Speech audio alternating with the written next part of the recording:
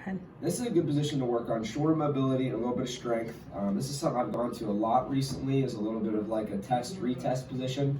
Most people that have shoulder pain have some limitation with their arm coming up this way because most of us are stiff in the front, so we're limited in just getting into this position. So it says 3 parts to it. Pillow under the head so you can feel pretty relaxed. Bottom arm straight out in front of you, knees bent. Easiest position is just gonna be my top arm coming up to the ceiling. Sometimes I have people do this with their back against the wall to really make sure that their upper body is not rotating.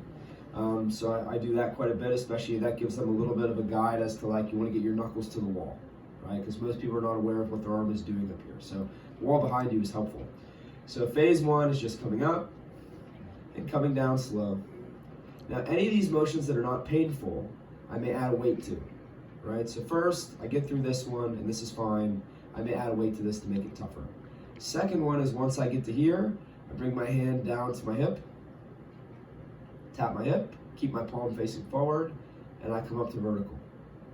Once again, if there's no pain with this, and it's relatively easy to do, I put a weight in this one. Okay? Now usually, this one coming up towards the ear is the hardest one. And if anybody's a little bit stiff or is a little bit irritable, this one creates a pinch in the top of the shoulder.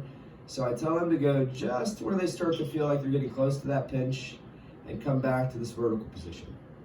Sometimes the more they do it, the more this will maybe let go, and the more this will improve, which is great, right?